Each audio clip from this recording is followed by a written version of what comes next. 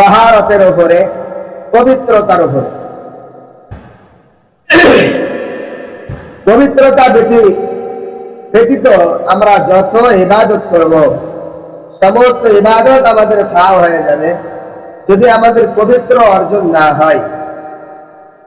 এজন্য রাসূল আরবি সাল্লাল্লাহু আলাইহি ওয়াসাল্লাম এই পবিত্রতা অর্জন করবে ওয়ালাদেরকেও সুসংবাদ দান করেছেন। সুবহানাল্লাহ। হাসরের ময়দানে আল্লাহ তাআলা এই পুরস্কারটা আপনাকে আমাকে সমস্ত উম্মতের ভিতরে দিয়ে দিলেন। সুবহানাল্লাহ।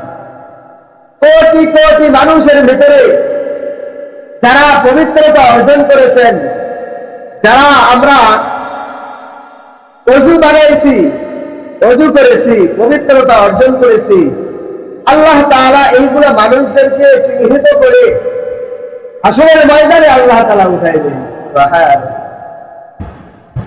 এজন্য আল্লাহ রাব্বুল আলামিন কি বলেছেন যে এমন কিছু লোক আছে এই দুনিয়ার বুকে যারা পবিত্রতা অর্জন করা পছন্দ করে। পবিত্রতা কি করে? যারা পবিত্রতাকে পছন্দ করে। আর কিছু মানুষ আছে এই পবিত্রতাকে অপছন্দ করে। একটা ঘটনা প্রসিদ্ধ আছে, এটা আপনারা জানেন যে মক্কার ভিতরে, মুসলিম কান্ট্রির ভিতরে একজন আলেম মারা গিয়েছিলেন, আর বিধর্মী দেশের ভিতরে আর একজন মহিলা মারা গিয়েছিলেন। মহিলাটা কি বিধর্মী, মুসলমান নয়। আর যে মক্কা মদিনায় মারা গেল, মুসলমানের দেশে মারা গেল, এ ছিল একজন আলেম ব্যক্তি, মুসলমান। তো দেখা গেল এই দুটো ব্যক্তি যখন মারা গেল, মারা যাওয়ার পরে যে মহিলাটা মারা গেছে আর যে পুরুষটা মারা গেল, যাওয়ার পরে দেখা গেল মহিলা অথবা পুরুষ দুজনের একজনের কবর ভেঙে গেছে। যাওয়ার পরে এই মহিলার কবরের ভিতরে দেখা যাইতেছে যে আলেমের লাশটা তার কবরের ভিতরে দেখা যায়। মানুষ তো আশ্চর্য হয়ে গেল, ব্যাপার আমরা কবর দিলাম মহিলাকে, কবর ভাঙার পরে দেখা যায় পুরুষ, ব্যাপার কি? তো এরকম ভাবে এই লাশটা তার দাঁড়িয়ে আছে আলেম মানুষ। তো মানুষ বুঝতে পেরেছে যে এটা মুসলমান। কিন্তু আমরা যে মহিলাকে, মেয়েকে দাফন করেছি, এই মহিলা তো মুসলমান ছিল না, সে একজন বিধর্মী ছিল। তো কিতাবের ভিতরে লেখেন যখন এটা জানাজানি হয়ে গেল, তো এক পর্যায়ে গিয়ে ওই আলেমের বাড়িতে খবর পৌঁছে গেল। এই লাশটা যখন তার পরিবার দেখলো, দেখার পরে তার স্ত্রী চিনতে পারছে যে হ্যাঁ এটা আমার স্বামী। তাহলে একে যখন পাওয়া গেল, তাহলে আমাদের মহিলা, আমাদের বিয়ে হয়ে গেল, তার কবরে তো সে নাই। তাহলে ঠিক আছে, এই হুজুরের, এই আলেমের কবরটা খনন করা হোক। তো তার কবর খনন করার পরে দেখে এই আলেমের কবরের ভেতরে ওই মহিলার লাশ। সুবহানাল্লাহ, সুবহানাল্লাহ বলেন। আশ্চর্য ঘটনা তো। এক দেশের লাশ আর এক দেশে, এক কবরের লাশ আর এক কবরে, এটা কেমনে সম্ভব? তবে আল্লাহ তাআলা চাইলে সব সম্ভব। সবাই কি সম্ভব? তো যাই হোক, তার স্ত্রীকে জিজ্ঞাসা করলো যে এরকম হওয়ার কারণ কি? তোমার স্বামীর লাশটা কেন তার কবরে গেল? আসলে ঘটনা কি? তো তার স্ত্রী বলতেছে, দেখেন আমার স্বামী আলেম মানুষ, আমার স্বামী মুসলমান, কিন্তু আমার স্বামীর ভিতরে একটা বদ অভ্যাস ছিল। বদ অভ্যাস ছিল, সেটা কি? বলে এই যে স্বামী স্ত্রী মিলামেশা করা হয়, এরপরে শরীরটা নাপাক হয়ে যায়। আমার স্বামী বলতো যে অন্য অন্য ধর্মের ভিতরে কত সুবিধা, ইহুদিদের ভেতরে কত সুবিধা, নাসারা খ্রিস্টান যারা আছে বিধর্মী, তারা এই সহবাস করার পরে, মিলন করার পরে তাদের গোসল করতে হয় না, তাদের পাক পবিত্র হইতে হয় না। তারা কত সুবিধায় আছে, কত ভালোই আছে। কিন্তু আমার একটা বিরক্ত লাগে, ইলাহে এটা আমার একটু বিরক্ত বোধ করতেছে যে এই গোসল যদি না করা লাগতো, পাক সাফ যদি না হওয়া লাগতো, তাহলে কতই না ভালো হতো। কিন্তু হুকুমটা কার? হুকুম কিন্তু আল্লাহ। কিন্তু সে আলেম মানুষ, একজন মুসলমান হওয়ার পরে সে কি করতেছে? এই আল্লাহ তাআলার বিধানকে একটু অপছন্দ করতেছে। তো যখন স্ত্রী এই কথা বলেছেন, তখন আলেম ওলামা বুঝতে পেরেছেন যে তার ভেতরে, উপরে ছিল একটা চেহারা, ভেতরে ছিল আর একটা চেহারা। উপরে একটা, ভিতরে আর একটা। উপরে কি বলে আমরা বলি না, উপরে ভিক্ষাট, ভেতরে সদর ঘাট। তাহলে মহিলার কি খবর? বলে তার বাড়িতে খবর নিয়ে দেখা গেল যে এই মহিলাটা বিধর্মী হলেও সে ইসলাম ধর্মের সমস্ত কিছুকে পছন্দ করত। ইসলাম ধর্মের সমস্ত কিছু পছন্দ করত, আর চুপি চুপি সে ইসলাম ধর্মের যেগুলো আমল আছে, ইবাদত আছে, এইগুলো ইবাদত সে পালন করত। এজন্য আল্লাহ তাআলা এই অলৌকিক ঘটনাটা ঘটে যাচ্ছে, একজনের কবরে আর একজনের লাশ। তার মানে এই হুজুর, এই ইমাম, এই আলেম কি একজন মুসলমান হয়ে মারা যাইতে পারছে? কেন মারবে না? বলে তার ভেতরে আল্লাহ তাআলার যে আইন, আল্লাহ তাআলার যে আদেশ, আল্লাহ তাআলা যেটা পছন্দ করে, এই পছন্দ তার ভেতরে ছিল না। এজন্য আল্লাহ তাআলা বলেছেন,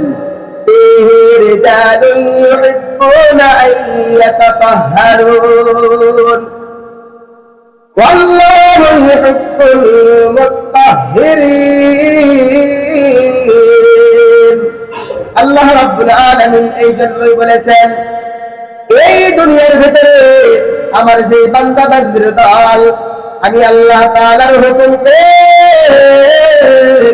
আমি আল্লাহ তাআলা যে হুকুম তাদেরকে করেছে, আমি যে আদেশ তাদেরকে করেছে, আমি যেটা পছন্দ করি ও তো পবিত্র হওয়া।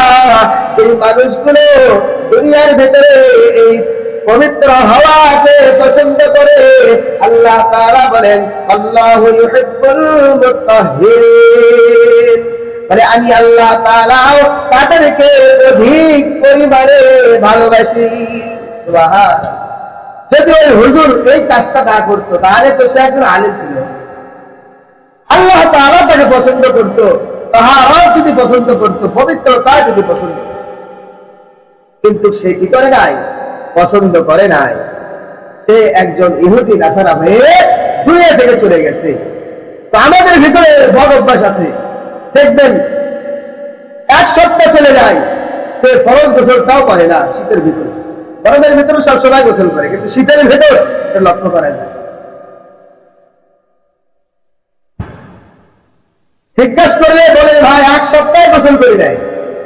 আমি নিজে বলবো, আমি একজনকে জিজ্ঞেস করেছিলাম, আমার সাথে, আমার বয়স্ক, তাকে জিজ্ঞেস করলাম, বন্ধু বান্ধব তো গল্প হতেই পারে, তো বলতেছে যে এক সপ্তাহে কোনো গোসল নেই নাই। আস্তাগফিরুল্লাহ। সে স্ত্রীর সঙ্গে মিলন করেছে, শরীরটা নাপাক, এক সপ্তাহ 10 দিন 15 দিন গোসল করে না। আল্লাহ, এই ব্যক্তি যদি মারা যায় তার কি অবস্থা হইতে পারে? তার মানে কি সে এই পবিত্রতা হওয়াটাকে খুব পছন্দ করতেছে? পছন্দ করেন তো সঙ্গে সঙ্গে গোসল করা দরকার, সঙ্গে সঙ্গে পবিত্রতা হওয়া দরকার, কিন্তু সে এখনো হয় নাই। এই অভ্যাসটা মুসলমানদের ভিতরে যদি এসে যায়, তাহলে আল্লাহ তাআলার এই আইনটা পছন্দ করলো না, পবিত্রতাকে পছন্দ করলো না। আল্লাহ তাআলা তাকে কি অধিক ভালোবাসবেন না অধিক ঘৃণা করবেন? যেটা রাইট হয় তার আছে না, যেটা ঠিক হবে তার বেঠিক অবশ্যই আছে। যেটা আল্লাহ তাআলা ঠিক বলেছেন, এটা ঠিক যদি আমি না বলি, তাহলে আল্লাহ তাআলা আপনাকে আমাকে বেঠিক হিসেবে কবুল করবেন। আল্লাহ তাআলা এটাকে আইন জারি করেছেন, এটা আপনাকে আমাকে মেনে নিতে হবে। গোসলটা ফরজ হয়েছে, এই গোসল করব। আপনাকে আমাকে ওযু করতে হবে, নামাজ পড়তে গেলে এই ওযুটা আপনাকে আমাকে করতে হবে। তাহলে গত সপ্তাহে ধরেছিলাম গোসলের ফরজ কয়টা? কয়টা? তিনটা। সবাই বলবেন সবাই দরকার, নাকি আমার একাই দরকার? আমার একাই বিবি বাচ্চা আছে, আপনাদের নাই? সবারই আছে, সবারই দরকার। এজন্য বললেন এটা খেয়ে থাকে ভালো।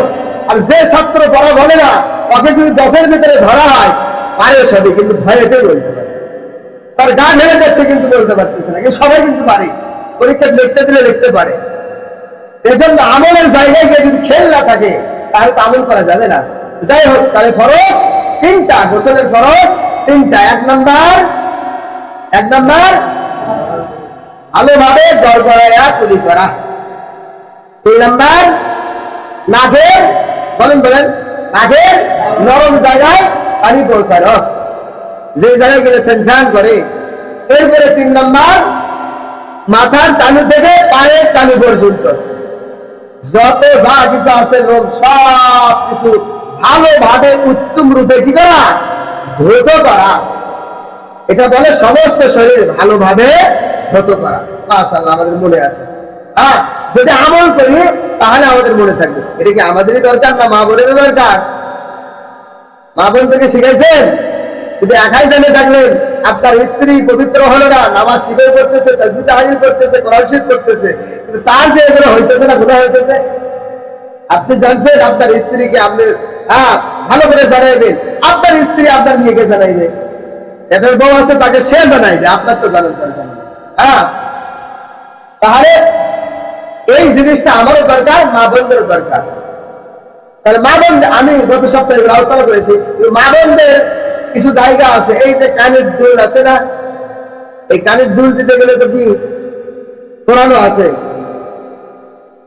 এই ছিদ্রের ভেতরেও মা বোনদের পানি যাইতে হবে। এই ছিদ্রের ভেতরে কি পানি ঢুকতে হবে? কিন্তু ফাঁকা আছে, তার ভিতরে, তার মানে ওর ভিতরেও জায়গা আছে। তাহলে এই 2 কানের এই ছিদ্রটা এভাবে নাড়ে ওর ভিতরে পানি ঢুকাই দেবে। এরপরে নাকের ফুল আছে না, ছিদ্র আছে, এখানেও মা বোনেরা পানি প্রবেশ করাইতে হবে। আগেই সাবান লাগালে কিন্তু পানি প্রবেশ করে না, এটা সাবধান। আগে ভালোভাবে উত্তম রূপে শরীরটা বলে দিবেন সাবান দেওয়ার আগে। মা বোনদেরকে এটা বলে দিবেন, তাদের যে এই 3 ফরজ নাকি সবার জন্য, যারা মানুষ সবার জন্য এই ফরজ। তাছাড়া কুকুর, শুকুর, এরপরে আপনার আরো পশু যেগুলো আছে, হাঁস মুরগি, এরাও কি করে? বেয়ারিশা করে। তারাও যে এরকম, আমরাও যদি ওইরকম হই তাহলে আমরা কেমনে উত্তম আল্লাহর কাছে হলাম? আমরা সর্বশ্রেষ্ঠ জাতি কেমনে হইলাম? মানুষ আল্লাহ তাআলা বানাইছেন কিছু, আল্লাহ তাআলা কিছু আইন কানুন দিয়েছেন, এজন্য আমাদেরকে আল্লাহ তাআলা শ্রেষ্ঠত্ব বলেছেন। তো এই শ্রেষ্ঠত্ব যদি ধরে রাখতে চান তাহলে আল্লাহ তাআলার এইগুলো হুকুম মানতে হবে। এই গরু ছাগলের গোসল লাগে না, তারপরেও আমরা গোসল দিয়ে দিই, তার মানে পবিত্র দরকার। তাহলে আমাদের আরো কত পবিত্র দরকার, তারা তো নামাজ পড়ে না। এরপরে কুকুর যে এরকম গোসল দেয় না, আমরাও যদি গোসল না দিই তাহলে তাদের চাইতে বড় খারাপ আমরা হই। আল্লাহ তাআলা কিন্তু বলেছেন মানুষ বড় খারাপ, চতুষ্পদ জন্তুর চাইতে মানুষ খারাপ। কার কথা? আল্লাহ তাআলার কথা। আর যদি ঠিকঠাক ভাবে চলি তাহলে সব কিছুর চাইতে আমি আপনি আল্লাহ তাআলার কাছে ভালো এবং তো যাই হোক, তো আজকে আমি আলোচনা করতে চাচ্ছি যে গোসল তো হয়ে গেল, এখন ওযুর প্রয়োজন।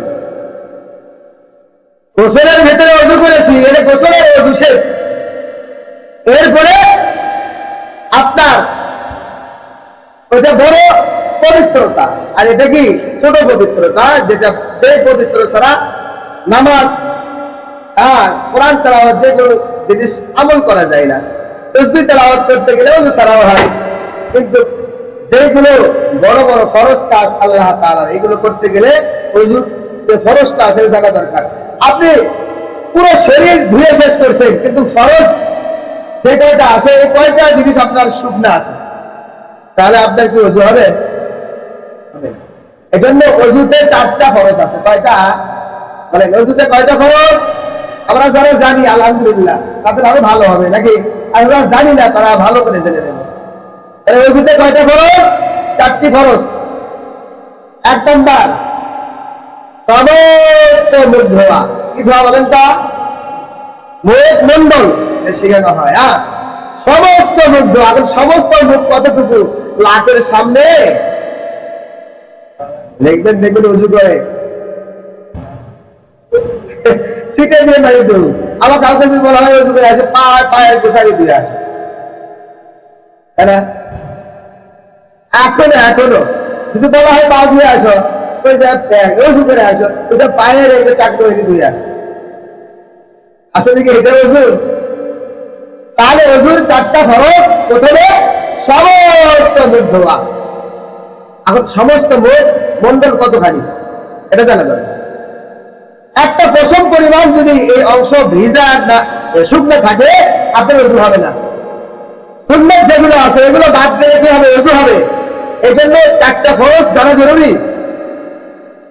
এখন সমস্ত মুখ হচ্ছে এই যে চুলের গোড়া আছে উপরে, মাথার চুলের গোড়া নিচে আসে প্রত্যেক নিচ পর্যন্ত। এই যে দেখেন প্রত্যেক নিচ, এই যে ব্যাগ আছে না, এখানে যে কি আছে তীরবতা, এই ব্যাগ পর্যন্ত হুলকুম আছে। এরপরে দেখেন এই যে এক কানের লতি থেকে অপর কানের লতি, বুঝছেন তো? এরিয়ার জমির এরিয়ার ভারী বুঝি আমরা, ওই এরিয়ার বুঝলে এটা বলে দেবে। এরা 1 ইঞ্চি কারো থেকে যাইতে দেয় না, এটাও যাইতে দেওয়া যাবে না। তাহলে ওপরে মাথার চুলের গোড়া, নিচে প্রত্যেক নিচ পর্যন্ত হুলকুম আছে এই পর্যন্ত। এবং দাঁড়িয়ে আছে, দেখেন তাদের দাঁড়িয়ে আছে, তাদের দাঁড়িয়ে এরকম করে ক্লিন করে দেবেন, তাহলে ভেতরে পানি প্রবেশ করবে। এরপরে 8 কানের লতি থেকে আর 1 কানের লতি পর্যন্ত, বাস। তাহলে পুরো এই চেহারার পুরো অংশ কি বাদ থাকলো? আর আমরা নিয়েছে এইভাবে শুধু এক হাতে এইরকম বলে চলে যাই, তাহলে ফরজই বাদ করে গেল, অজু হবে না। তো যাই হোক, একটা গেল। 2 নাম্বার, সমস্ত মুখ ধোয়া, দুটো হাতের কনুই সহ ধোয়া। এখন দুটো হাতের কনুই কত কোন পর্যন্ত এটা আমাদেরকে বুঝতে হবে। আমরা পানি নিয়ে এতটুকু এতটুকু কোনো মতো বাড়িতে চলে যায়, এটা কিন্তু ফরজ। এর ভিতরে কি হাতের এতখানি ধোয়া নেই? হাতের কবজি পর্যন্ত ধোয়া নেই? হাত ক্লিন করবেন, এগুলো ভিজতেছে না, এগুলো সুন্নাত, কিন্তু ফরজ গুলো বলতেছি। তাহলে কনুই হচ্ছে এই যে দেখেন, এই যে গোটা আছে না, এখানে কি গিরে আছে, এই গিরের উপর পর্যন্ত ধরবেন, এই পর্যন্ত। শীতের ভিতরে কাউল বেশি হয়, টাইট তুলতে চায় না, অজু করতে ভালোবাসতে চায়। তো অজুই করলেন না, আমরা কষ্ট করে নামাজটা কি করে লাভ হলো? যাই হোক, এতটুকু আমরা ধরবো, ঠিক আছে? এটা হলো দুটো হাতের কনুই সহ ধোয়া, এতটুকু 2 নাম্বার। 3 নাম্বার, মাথা মাসাহ করা। মাথা কি করা? মোসা, মোসা, যেটা আমরা মোসা। মোসা আর ধোয়া ভিন্ন না। ধোয়া কাটতে হয়, তাকে বলে ধোয়া হচ্ছে একবার পানি দিয়ে ধুতে করা, আর এটা মোসা, মাসা করা। এই যে মাথা আছে, হাত, এই যে এটা হচ্ছে পুরো মাথা, এটা হচ্ছে সুন্নাত। আর ফরজ হচ্ছে এই মাথাকে 4 ভাগ করে নেন। কয় ভাগ? 4 ভাগ। তাহলে এতটুকু কমপক্ষে 4 ভাগের 1 ভাগ মাসাহ করতে হবে। এই যে এতটুকু ধরেন হয়ে গেছে, এতটুকু হয়ে গেছে, এটা কি ফরজ। যদি মাথা মাসাহ না করি তাহলে আমার ওযু হবে না। শীতের ভিতর টুপিও খুলতে চায় না, টুপির উপর দিয়ে লাগে, শীতের ভিতরে কাবুল বেশি হয়। এরপরে 4 নাম্বার আসেন। 4 নাম্বার, দুটো পায়ের টাকনু সহ ধোয়া। এই দুটো পায়ের কি টাকনু আছে না, এই যে গিরে, 2 সাইডে গিরে, এর উপর পর্যন্ত ধুতে হবে। বিশেষ করে এই যে পায়ের পিছনে রোয়াজের 2 সাইড আছে, এই 2 সাইড কিন্তু ভিজতে যায় না যতই চেষ্টা করে। এই জন্য মলতে হবে, ডলতে হবে, ভালো করে পানি নেবেন, হাতেই পানি নেবেন, নিজের পেছনে দিয়ে ভালো করে ডলবেন। তাহলে কি জন্য এখানে পুকুরি মানে পুকুরিয়ে থাকে, ধরে থাকে এই চামড়াগুলো, এগুলো ভালো করে ধুতো করতে হবে 2 পায়ে। তাহলে কয়টা হলো? 4টা। 1 নাম্বার, সমস্ত মুখ ধোয়া, বলেন সমস্ত মুখ ধোয়া। 2 নাম্বার, দুটো হাতের কনুই সহ ধোয়া। 3 নাম্বার, মাথার 4 ভাগের 1 ভাগ করবে। কয় ভাগে? 4 ভাগে 1 ভাগ মাসাহ করা। 4 নম্বর দুনো পায়ে টাকনু সহ ধোয়া। এই 4টা করলে আমাদের ওযু হয়ে যাবে। যদি পানির সংকট, আগে 4টা করে নেবেন বাস। অন্যগুলো করতে গেলে আগে এতখানি ধুলেন, তারপর আবার এতখানি ধুতে হবে, পানি বেশি লাগবে, আপনার পানি অল্প, ওই সময় এই কাজটা করবেন। বাকি সময় এই 4টা জিনিস আপনি খেয়াল রাখবেন যে আমার এই 4টা অঙ্গের পুরো অঙ্গ কি বাদ গেল অথবা আমার ভিজলো না, শুকনো থাকলো, এটা কি করা? খেয়াল রাখা। তাহলে ওযুতে 4টা ফরজ আমরা ভালোভাবে মুখস্থ করে নেব। সমস্ত মুখ ধোয়া, দুই হাতের কলি সহ ধোয়া।